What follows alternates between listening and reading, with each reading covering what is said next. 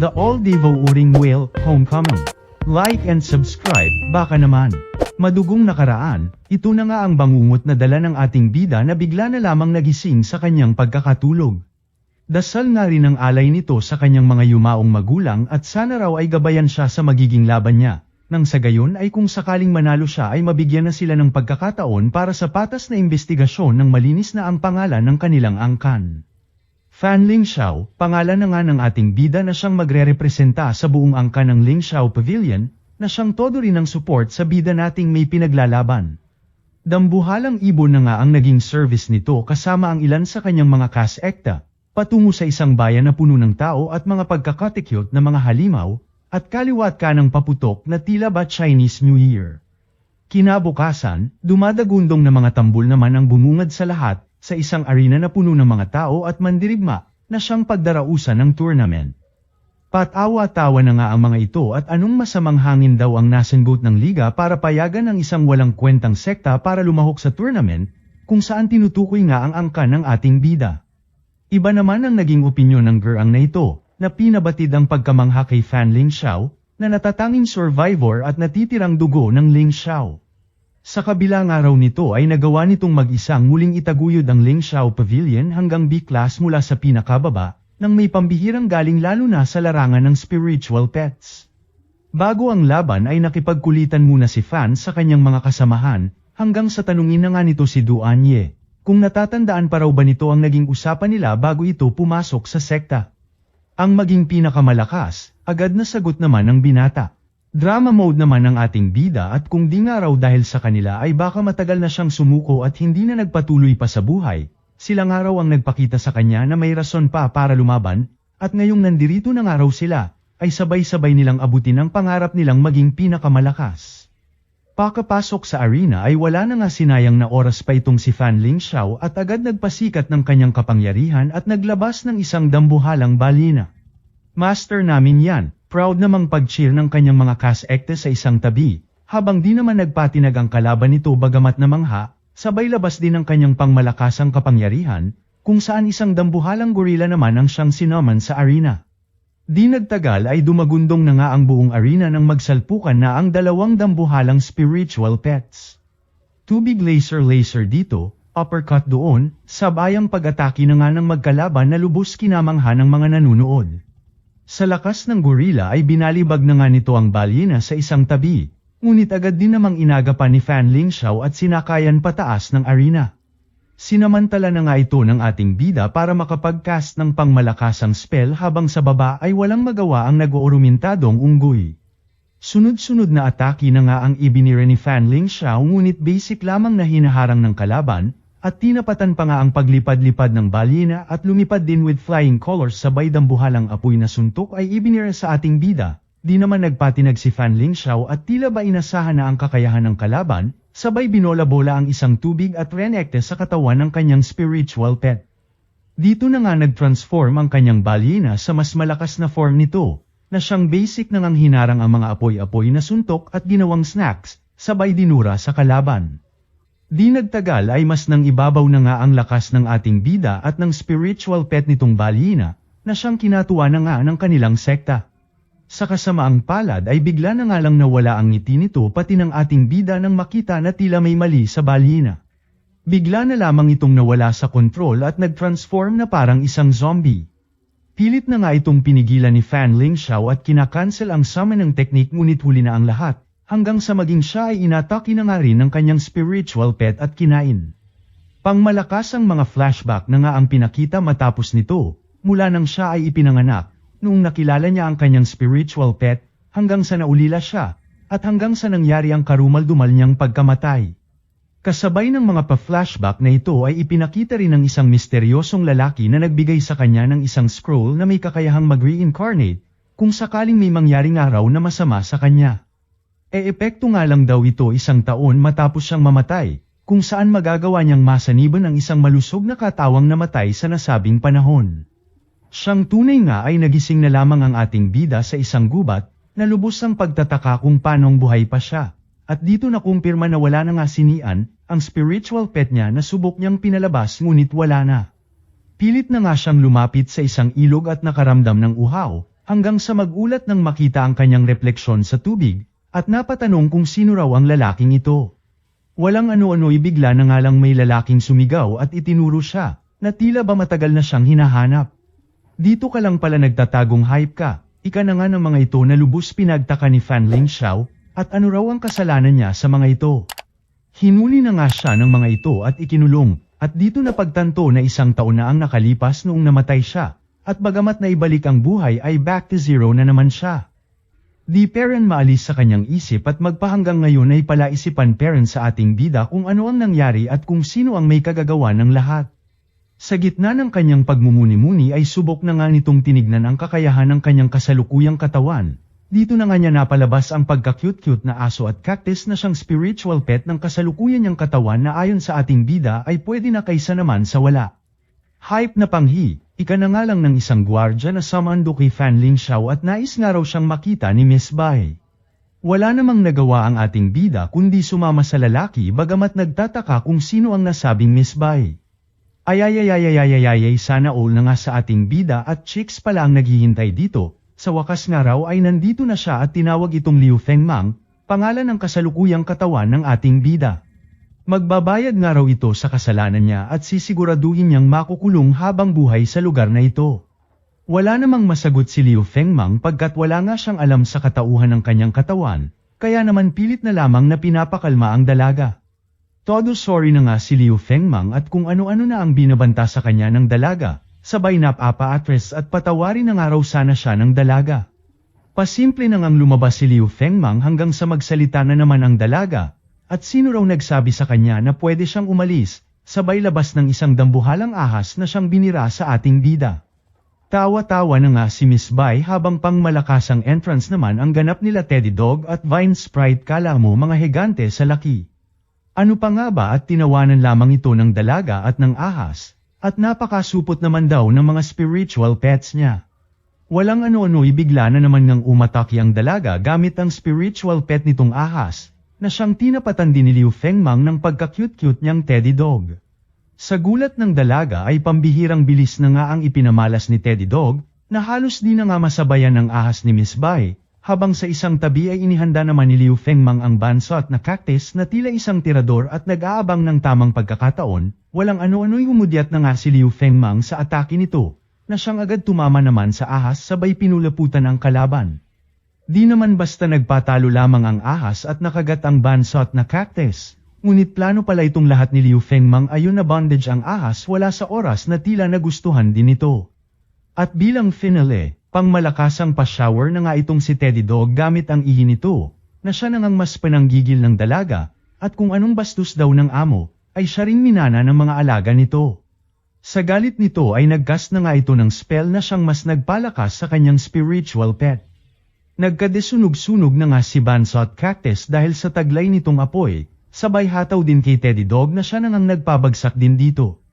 Naiwan na ngang mag-isa ang ating bida ayon tumilapon sa muling pag-atake ng kalaban.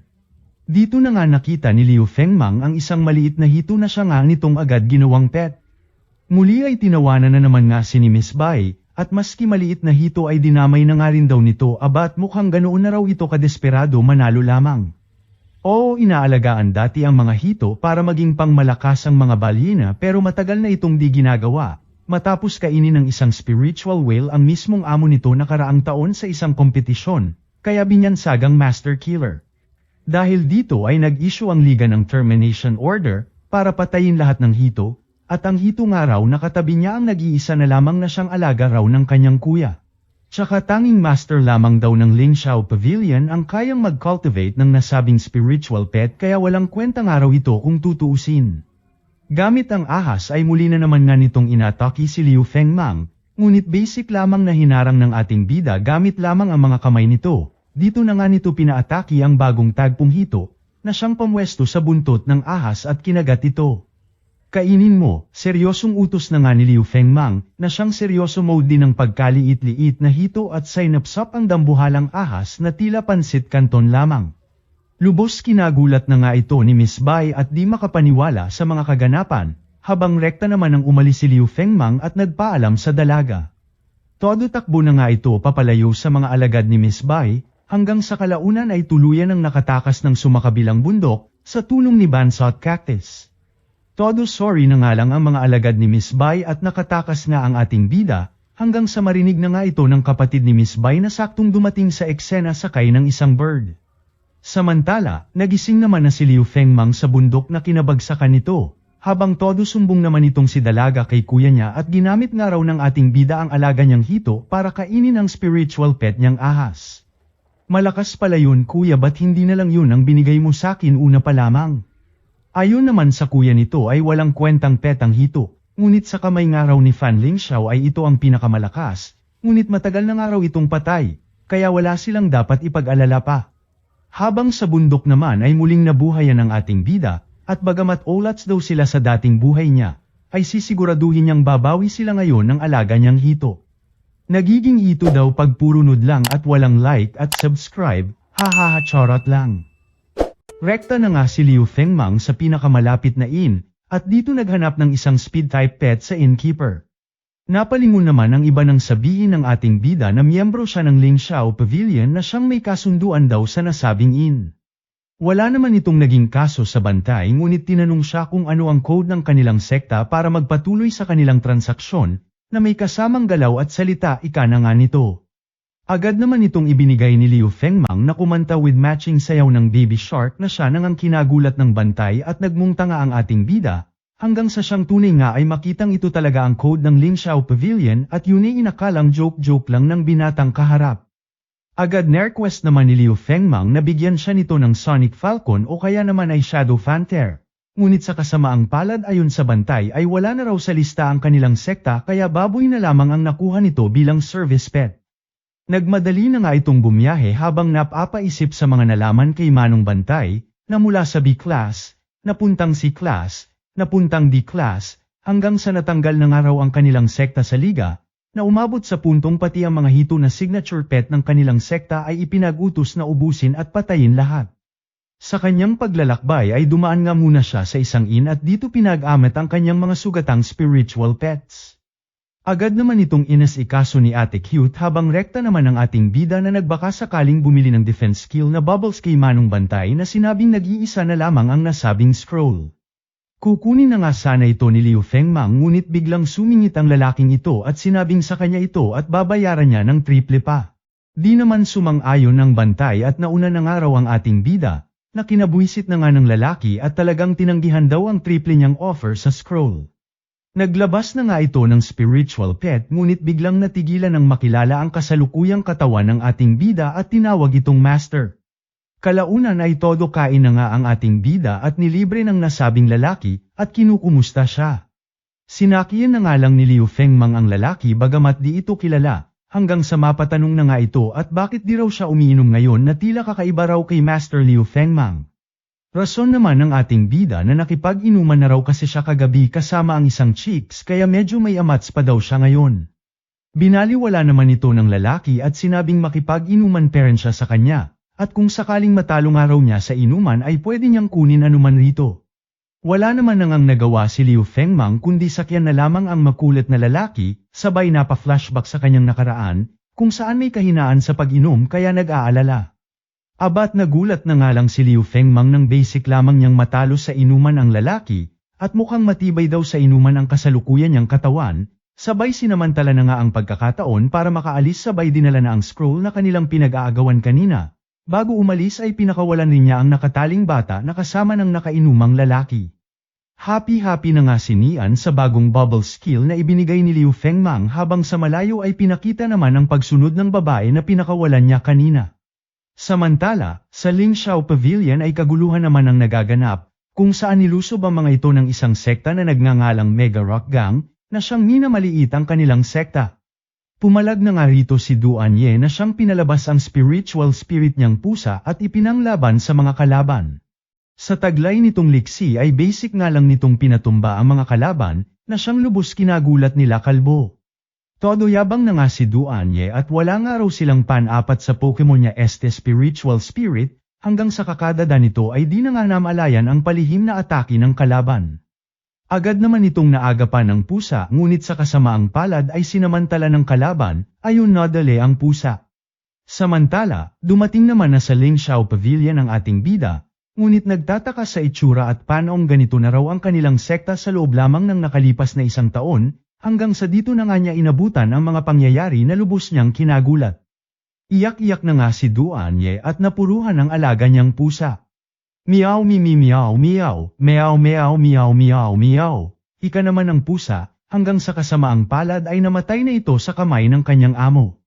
O ano na, huwag na kasi kayong pumalagpang napakawalang kwenta niyong sekta, patawa-tawa na nga ni Kalbo. Isuko na nga lang daw nila ang kanilang lugar nang wala nang masaktan pa at matapos na. Natigilan na nga lang ang mga ito nang umeksena na itong si Teddy Dog at binanata ng ihi ang mga kalaban. Nagulat nga rin itong si Guling at namalikmatang nasa harap niya ang kanilang master, ang ating bida na siya nang tumayo laban sa grupo ni Kalbo. Basic nga lang nitong pinatumba ang kalabang butiki gamit si Teddy Dog, na siyang lubos kinagulat ni Kalbo at panoong natatalo raw ng isang pagkaliit-liit na aso ang dragon lizard niya. Sa galit ng mga kalaban ay inilabas na nga ng mga ito ang lahat ng kanilang spiritual pet, habang pasimple naman itong pinasunod ni Liu Fengmang sa bandang labas ng Ling Xiao Pavilion. Tawa-tawa na nga ang mga tanga at inakalang nabahag na ang buntot ng ating bida, hanggang sa nawala na nga ang mga ngiti nito ng mapansing wala na ang kanilang mga spiritual pet at nakita ang alagang hito ng ating bida. Salamat sa pagkain, ika na nga ni Liu Fengmang habang naguguluhan peren ang mga kalaban at panoong may hito daw ito sa matagal na raw itong pinapatay lahat ng liga. Hype ka isusumbong ka namin, pananakot na nga ng mga kalaban sa ating bida, hala takot ako. Ika naman ni Liu Fengmang sabay ribat na paano raw sila makakasumbong kung lahat sila nakain na ng kanyang alaga. Natamimi na nga ang mga ito sabay nasabi na lamang na pagbibigyan na lamang nila ang ating bida sa pagkakataong ito. At makikita nga raw nito sa susunod, sabay takot na nagsialisan. Natawa na nga lang dito si Liu Fengmang hanggang sa dumating naman na sa eksena si Guling at nagpasalamat sa kanya. Di pa man tapos sa pagsasalita ang dalaga ay nagulat na nga lang ito nang biglang yakapin ng ating bida at masayang araw siyang nagkita silang muli. Pinagtaka na nga ito ng dalaga at napatanong kung sino raw ba siya. Muntik-muntika na ngang masabi ng ating bida ang kanyang tunay na pangalan hanggang sa biglang natigilan ng maalala ang mga kaganapan, at di pa nga raw niya alam kung sino ang kanyang tunay na kalaban at baka mismong malapit lamang sa kanya dati. Sorry na nga lang ang ating bida at nagpakilalang si Liu Fengmang, na siya namang binati nitong dalaga at nagpakilalang si Guling. Muli ay namalikmata na naman nga itong dalaga habang rekta naman ang pumasok sa Ling Xiao Pavilion itong ating bida. Agad namang ipinakilala ni Guling sa kanyang mga kasamahan ang ating bida, na siyang nagtanggol daw sa kanila. Sa kabila nito ay tila wala namang pakialam ang mga ito at bakas sa mga mata ang dismaya sa mga kaganapan sabay dali-daling may lumapit na lalaki at puntahan nga raw nila si Duan Ye. Naghalong galit at pighati na nga ang nadama ni Duan Ye dahil sa sinapit ng spiritual pet niyang pusa, sabay pakita sa flashback noong nahuli pa lamang nila ito sa kagubatan at mismong bigay pa ng ating bida kay Duan Ye. Kalaunan ay nagpaalam na nga ito sa kanila nang may lungkot sa mga mata nito, at aalis na nga raw siya sa Ling Xiao Pavilion. Patay na nga raw lahat ng kanilang spiritual pet kaya wala nang dahilan pa para manatili sa kanilang sekta. Maging si Liu Fengmang ay nagulat sa mga narinig, dahil si Duan Ye ang pinakauna niyang nakasama para itaguyod ang Ling Xiao Pavilion, noong panahong walang-wala pa ang sekta na ito, ngunit ngayon ay siya pang pinakaunang sumuko at aalis sa kanilang napag-iwanang sekta. Subok pa nga niya itong pinigilan at sinabing may pag-asa pa ang sektang ito, ngunit tinawanan lamang siya ni Duan Ye at sino raw ba siya para sabihing may pag-asa pa ito isa lang naman daw siyang estranghero. Sila nga raw ang pinakamalakas na sekta at wala siyang pan-apat ditong bida-bida siya. Natamimi na nga lang ang ating bida habang si Guling naman ang subok na pumihil sa binata, at sinabing kailangan daw nilang ipagpatuloy ang nasimulan ng kanilang master, at protektahan ang Ling Xiao Pavilion. Buwisit isa ka pa, patay na nga si Master Bobo ka ba, ba't ba pinipilit mo pa sa alam naman nating si Master lang naman ang tanging bumuhay ng sektang ito, at ngayong wala na siya, wala na rin kwenta ang sektang ito, ika na nga ni Duan Ye. Sorry pero aalis na ko sa lugar na ito, dagdag pa nga nito habang todo iyak na lamang nagawa ni Guling. Maging ang iba nilang kasamahan ay isa-isa na nga ring umalis sa kanilang sekta, sabay ang unti-unting pagbagsak ng ulan na tila ba nakisabay din sa lungkot na nadama ng lahat. May huling pabaw na nga ang mga ito bilang respeto sa Ling Xiao Pavilion habang napaluhod na nga lang ang ating bida sa lahat ng mga kaganapan. Papitik na rin po muna Lods ng like at subscribe ko dyan, salamat. Kinaumagahan, 3 na lang ang natitirang miyembro ng pavilion. Malungkot si Gulingling sa sinapit nila. Sa pagkamatay ng kanilang master, si Duan sana ang susunod na master, pero umatras na siya sa tungkulin. Kailangan nilang pumili ng bagong pinuno, at may naisip si Kai, akala ni Liu Fengmang siya ang tinutukoy, pero si Guling pala. Nag-aalangan si Guling dahil pakiramdam niya'y hindi siya karapat-dapat, pero dahil suportado siya ng lahat, tinanggap niya pansamantala ang posisyon. Inilagay ang larawan ni Hu sa ilalim ng master flag, at tinanong siya agad kung ano ang susunod na plano. Bago pa siya makapagsalita, nagmungkahi si Liu Fengmang na manghuli ulit ng espiritong alaga, pero agad din siyang humingi ng paumanhin, hindi na siya ang master.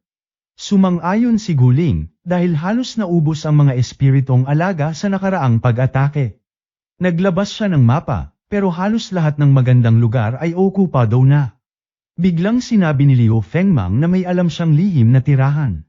Sinundan siya ng grupo, pero laking gulat nila nang madatna nilang pan ng tao ang lugar. Nilinaw ni Liu Fengmang na hindi yun ang sinasabi niya. Dinala niya sila sa gilid ng bangin at tumalon, naglat ang lahat pero ligtas siya. Guling mamat siya ng cactus vines para maibaba sila, at ipinakita ang isang lihim na kuweba. Dito raw makikita ang isang Lord Class na espiritong alaga. Nagulinlat si Sesno nang marinig ang Lord Class pet, kaya ipinaliwanag ni Liu Fengmang, ito ay tawag sa mga alagang may likas na lakas. Mas agresibo at mas bihira sila. Biglang napansin ni Yu ang isang naglalagablab na hayop, isang three-tailed firefox, na ibig sabihin ay mayroon itong master na malapit lang. Nagbabala si Liu Fengmang, may ibang tao sa kuweba, at hindi pa man sila nakakilos, inatake na siya mula sa likod. Hindi siya tinamaan, pero sinabi ng kalaban na sakop niya ang lugar at pinapaalis sila. Tinakat niya ang grupo para makuha ang Lord Class pet. Tinawanan lang siya ni Liu Fengmang. Wala silang alaga sa ngayon, pero nagkunwaring uhaw sa laban ng grupo. Umalis ang kalaban. Maya-maya, naramdaman ni Liu Fengmang na paparating na ang Lord Class pet. Bigla na lang sumugod si Su at ang Firetails papunta rito. Habang sinusundan nila, nagbabala si Liu Fengmang, mature stage na ito, kaya may kakaibang abilidad. Sinugod ng Firetails ang panda, pero bigla itong nagpaputok ng laser mula sa sungay. Tinamaan si Su at biglang nawala ang kulay sa kanyang katawan. Nang muling umatake ang panda, si Liu Fengmang naman ang tinamaan, nagkaroon siya ng mga purple patches. Nag-alala si Liu Fengmang at pinatawag si Teddy Dog para gamitin ang ihi detox skill. Wala namang nakitang mali si Teddy Dog, pero ginawa pa rin niya. Walang epekto ang detox, kaya nainis si Liu Fengmang.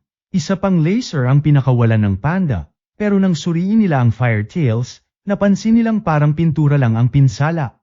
Na-realize ni Liu Fengmang, hindi totoong pinsala, kundi ilusyon. Ang panda ay guling magamit ng kulay para mandaya sa kalaban. Dahil dito, mas mahirap ito kalabanin. Inutos ni Su sa Firetails na umiwas sa mga atake. Ginawang invisible ng panda ang kawayan kaya hindi ito nakita ng Firetails, tinamaan ito. Nag-alala si Su kaya humingi siya ng tulong kay Liu Fengmang kapalit ng patas na hatian. Hindi tiwala si Liu Fengmang, pero pumayag na rin. Pinatawag niya si Teddy Dog para umihi sa panda, pero nalinlang sila, ilusyon lang pala ito. Ang tunay na panda ay biglang umatake sa cactus. Nagpakawala ito ng nakakasilaw na liwanag at bigla na lang nawala. Muling naging alerto sina Liu Fengmang at Su. Nang makakita ang Firetails ng guling magalaw, agad itong umatake, pero bitag pala yun. Mula sa kisame, bumagsak ang panda at inatake sila. Ginamit nito ang ultimate skill, binago ang lahat ng kulay sa paligid para lituhin ang utak nila. At habang sabog ang isip nila, tuloy-tuloy ang atake ng panda.